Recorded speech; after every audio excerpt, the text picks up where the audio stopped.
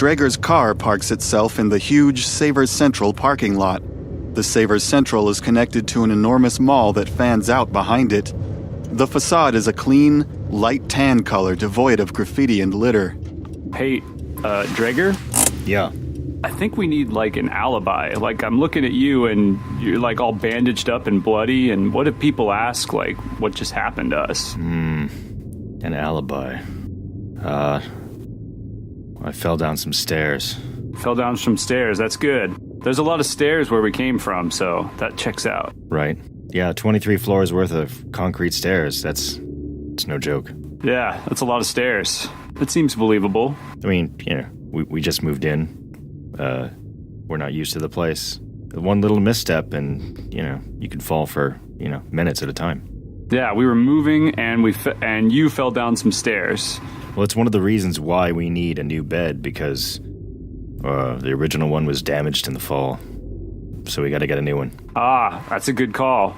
What kind of bed was it, in case people ask? We'll say it was a twin bed, right? It's a small place. We'll tell them it's a twin bed and you fell down some stairs. I fell down a lot of stairs. A lot of stairs. Yeah, a lot of stairs. You think anybody's gonna argue with me if I tell them that straight to their face with a cybernetic arm covered in blood? I don't think so. Good point. I get out of the car and I look around at all the people at the mall, and it sparks a desire in me to get some nice clothes. I eye a guy wearing a fancy suit, and I think that would suit me. I just want different clothes to wrap over my body. I need to shop clean at the very least so eyeballs aren't all over me. Curt and Dreger enter Savers Central. They see rows upon rows of merchandise, from electronics to clothing to furniture to impulse buy knickknacks. People are slowly wandering through the aisles, some with bags, some eating, and some carefully studying products. Overhead is a sign urging shoppers to try experiencing the mall in augmented reality to find more deals. Dreger knows it's a ploy to find shoppers more experiences with virtual targeted advertisements. I look for a map of the mall. Dreger sees a map kiosk and walks towards it. Curt follows. I look at the map and I'm overwhelmed by all the options. Dreger, you know of a good place to get clothes? As if on cue, a Savers Central attendant approaches Curt and Dreger. Hi there. Welcome to Savers Central. You guys looking for something in particular? He fell down some stairs. Yeah. Yeah, we were moving a mattress, and so we need a new mattress. I look at Dreger to agree with me on the story. I nod heavily. Okay, so you guys are looking for a new mattress then? Yeah, and some clothes because of the fall. You know what I mean. Well, you're in luck, because we have to go through clothing before we can get to the furniture and the mattresses. So if you'll follow me, I'll take you straight to clothing first. I give Dreger a knowing look, like we nailed it. I nod in return and follow the clerk. I follow Dreger. This one time, I was helping my friend move, and we were trying to get his reclining chair down 4 flights of stairs. We were halfway down when the lever got knocked by the guardrail, and the footrest launched my friend straight into the corner. Have you ever seen a head wound bleed? Man, I had no idea. Anyway, we had to abandon the chair in the stairwell so I could take my friend to the hospital. And that was the last time I ever helped anyone move furniture. Oh, the clothing section. Here we are. You two have a great day. All right. I see some suits hanging as one color, and then I look over at some other clothes, and when I look back, it's a different color. This catches my eye. A clothing attendant pops up behind Curt. That's a pretty sweet jacket, right? Yeah. It's the newest electrochromic model. You can display anything you want. May I? I recoil, and then I look at him confused. I'm just going to show you what this jacket can do. Okay. The clothing attendant reaches in the sleeve and folds it back, revealing a small control panel. He taps a few things, slides his finger, and the suit begins to change color. Look, you can see the color gradient here. If you slide your finger across, you'll see that your jacket changes color. On the other side of the aisle, Dreger has begun checking out more practical clothing. Well, I'm looking over leather clothing. The darker the better, so I can hide. The store has leather dusters, jackets, vests, and pants in both brown and black. I'll grab 2 pairs of jeans in my size, button-up Oxford-style shirt, a sweater, leather jacket, standard size, like a bomber jacket, with a fluffy collar if they have one. Dreger finds a puffy leather bomber jacket with fur along the collar, exactly what he's looking for. Nice. If they have any beanies or skull caps, I'm going to grab one of those too. You need layers. Dreger locates the beanie section and finds styles that range from one blank color to fancier stylized skull caps with fiber optic dots and trendy symbols, geometric shapes, and circuitry lines. LED piping? I'll grab one. And for good measure, I also buy a couple of packs of underwear and socks. Curt and Dreger begin walking towards the main mall entrance. Sir, are you going to be wearing your new clothes out? I think I will. Curt approaches the exit. Sir, I'm afraid it looks like you have insufficient funds to pay for your merchandise. I look at him confused. When you walk in, your cred stick is noted, and everything you leave with is automatically deducted from your account. And it looks like your account balance is unable to support your shopping habits. I feel very sad about this. I find a regular blazer, some pants, a button-up shirt, and some fine-looking shoes, and put those on. I'm still a bit sad. I have all my clothes in my hands. I walk into the men's bathroom and change in one of the stalls. Excuse me, sir. I'm afraid we don't allow merchandise in the restroom. Oh no? What's the difference between the changing room and a bathroom stall? What do you think I'm gonna do, flush these socks down the toilet? I don't know, it's just policy. I'm just doing my job. The changing room is literally just like 40 feet that way. That's 40 feet I don't have to walk, pal. But alright. Just so you can do your job, I'm gonna change in there for you. Thank you. Dreger puts on the leather bomber jacket, shirt, beanie, and jeans. He exits the changing room to join Curt, who is looking sharp in his standard business suit. They then make their way to the exit. 800 new yen is removed from Curt's account, while 500 is removed from Dreger's. They go up 3 stories to the furniture department and are immediately approached by a furniture salesman. Can I help you guys find anything? We need some beds. Right this way. Over here is an interesting new model we just picked up off the Gami line. Ribbons of thick yet flexible gray plastic form an insubstantial shape that looks like something between a basket and a mattress. In the middle of the top and bottom is an attached interlocked disc. Now, this bed is pretty interesting. You'll see it can fold up. I've only done this a couple of times. The salesman grabs the 2 discs on the top and bottom and twists them. As he twists, the plastic ribbons begin to fold into themselves.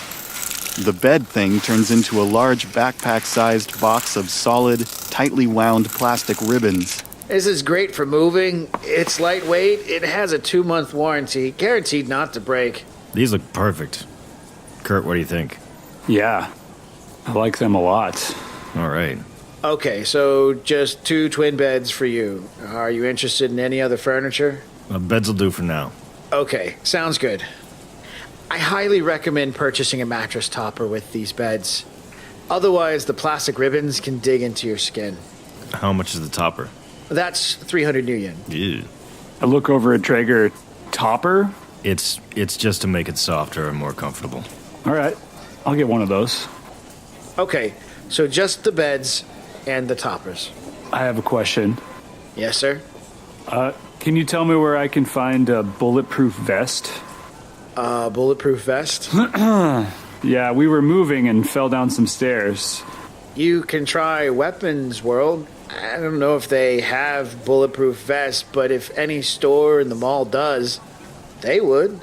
Okay, great. Curt and Dreger pick up their purchases and exit the store. 800 new yen is automatically deducted from their accounts. 8 miles south of the city of San Francisco, Hez speeds down the freeway on her motorcycle. I want to really open up the engine on this thing and test my own reaction skills. I head over to the Brisbane racetrack.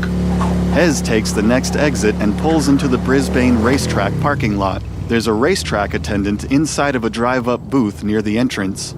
Hello. Welcome to the Brisbane Raceway. We are open to the public today. What would you like to do? I'd just like to have a couple hours on the track. Okay. Let's see. It looks like you can have some time in about an hour. Would you like some augmented reality obstacles? Yes, I'd like that a lot. Great. So yeah, you can park right over there, and you'll have the track in an hour. We also have a little snack shack over there for you while you wait. I head over and park my vehicle. I could do with a snack.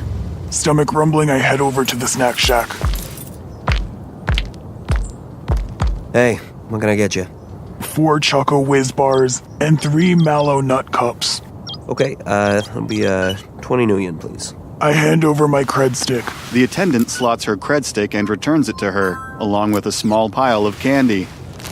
I take a look around. There are well-kept lawns, picnic tables, and trees surrounding Hez. I choose a nice hefty tree and lean against it. I unwrap the first bar. I'm pretty happy right now. As Hez waits across town, Curt and Dreger walk through the entrance of Weapons World.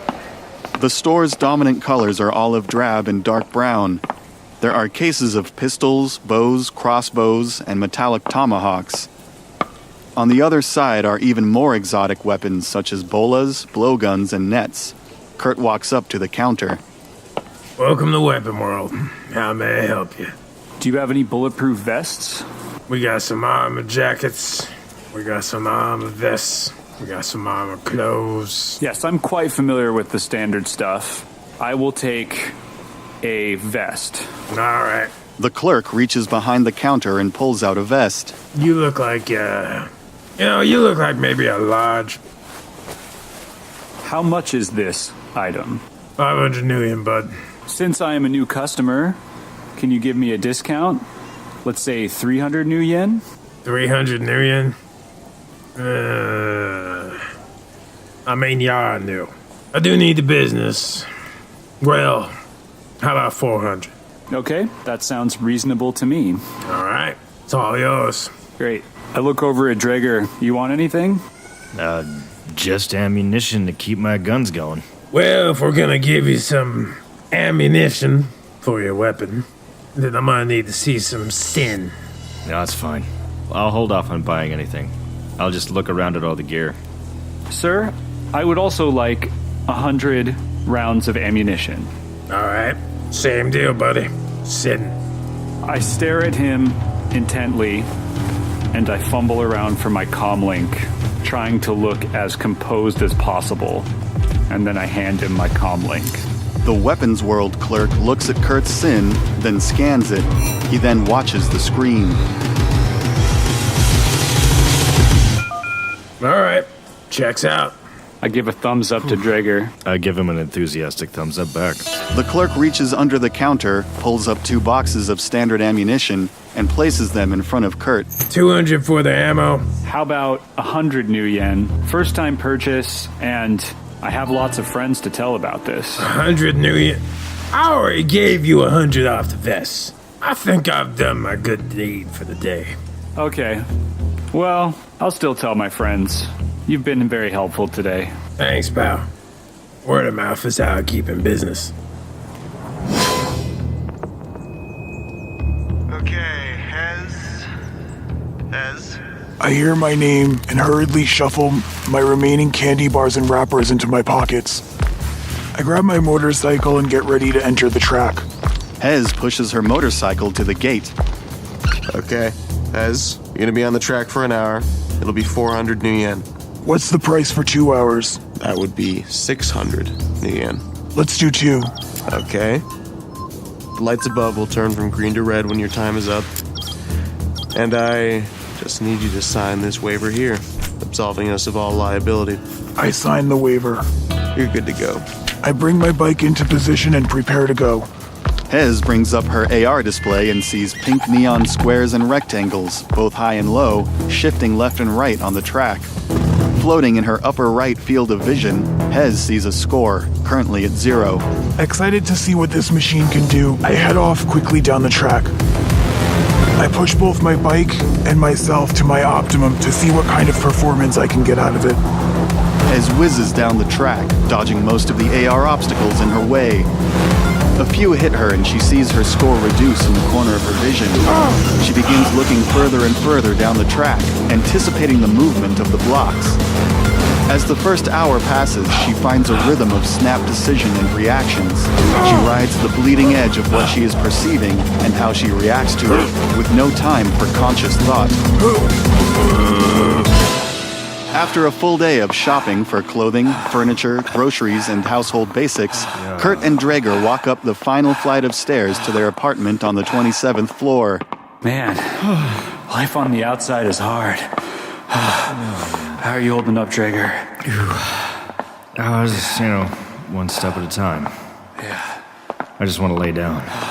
Opening the door from the stairwell, they see 3 rough-looking guys approaching. The hallway is too narrow for everyone to pass at once, and the approaching men make no attempt to get out of the way. They spread out and block Curt and Dreger from going any farther.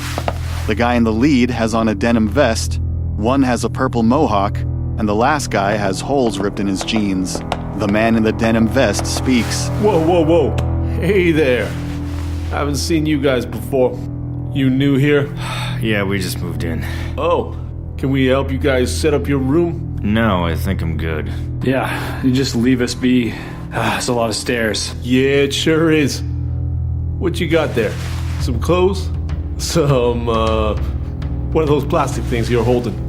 Those boxes. They're beds. Yeah, they fold.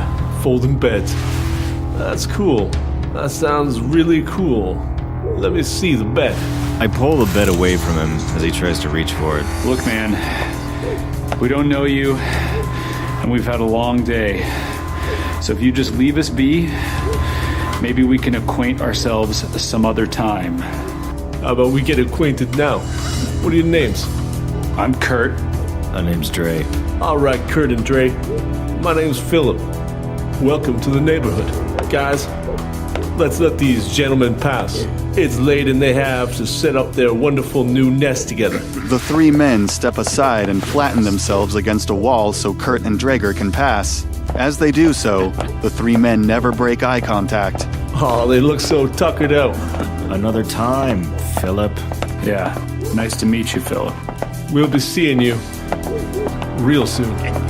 The 3 men watch Curt and Dreger as they enter their apartment. I flop my bed on the floor and all my clothes. I fold out my bed, drop my clothes in a pile next to the mattress, and flop down and go to sleep. I guess we're home now, Dreger. For now, Curt. For now. Get some rest. And watch that door, too, if you wouldn't mind. Just in case Philip and his buddies come back. Yeah. I eye the door as I fold out my bed and lay on it.